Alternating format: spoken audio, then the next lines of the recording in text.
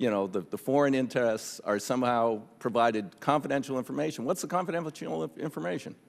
What I have offered to the members that I've met with, and I offer to you today, Congressman, is, if I continue, under Section 6J, we can produce that information under a court order, or if Congress requests it.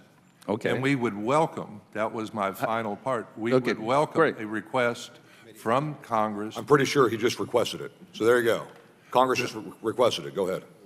So we would be happy to bring that before you in a confidential setting with you and your staff. Let us bring our economists with us to that meeting and lay out for you what we were looking at when we, and please understand, Congressman, it's a two-step process. It's the authority that was given to the RoRo group was not to enter into an agreement. They were allowed to go and begin a negotiation. And then any agreement, inchoate as it was, would be, has to then be brought back to the Commission so we can complete a full economic analysis back and forth. So we are still at the front end. The RoRos have never even started to do a single negotiation.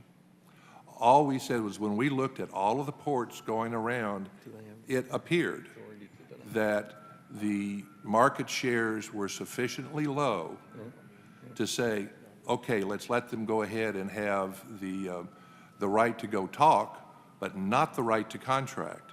That's a second part that would have to still be done when they come back and let us look at very specific situations. You're saying your commission has the authority to look at an individual contract between a maritime service provider, domestic, and the foreign entity, in this case, the RoRos, and that you could then say, no, that rate's too low, or somehow disallow it?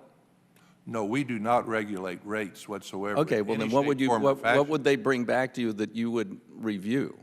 We would be looking at from a well-accepted antitrust standards of what are the market power of the purchasing entity, and in this case would be the RoRo agreement.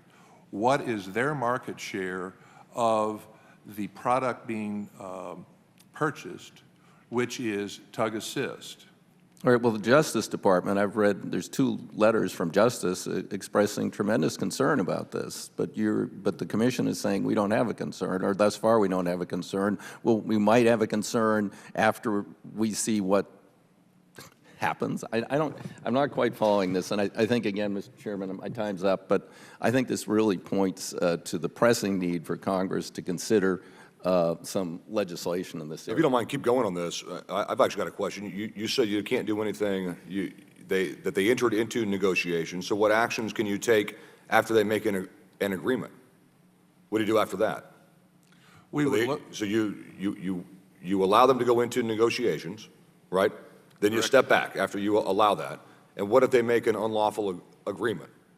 Meaning, what if their agreement as a consortium is unlawful? Then what can you do? Then we would go into court with that evidence before a federal judge and seek an injunction saying...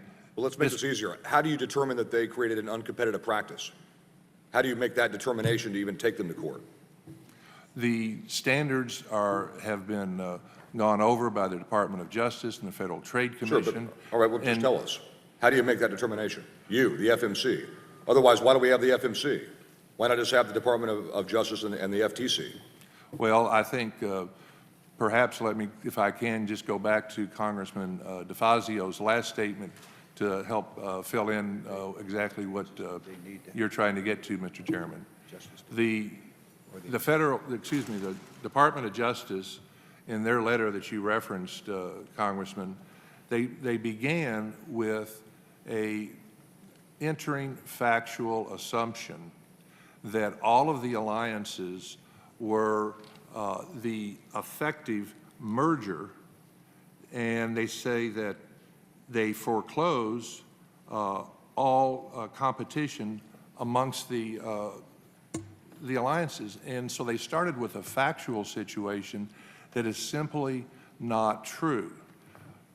Each one of the alliances, we have careful monitoring information where there is very active price competition within each alliance, members within each alliance, and there is very active separate decision-making going on as to capacity coming in and out of all of those trades, both inside of the alliance and capacity by members outside of the alliance. So let's so you have, let's say 3 or 4 companies get together and form an alliance. You watch them and make sure that they don't talk amongst themselves on what they're going to charge the port or what they're going to try to get the port to agree to as they come in. You guys know that for a fact? These are foreign entities. They filed monthly and quarterly data on all of the revenue, on their boxes, on capacity coming in and out, and we are looking for, on an active basis, to see if there are parallel actions in the marketplace that would indicate what you just put at the end of your question. And what we continually find is there remains active competition on a pricing basis and on a capacity basis inside of each alliance. If we found that they began to have parallel activity, I can promise you, Mr. Chairman and Congressman DeFazio, that we would be in court as quick as we could with that evidence presented to a federal judge saying, sir,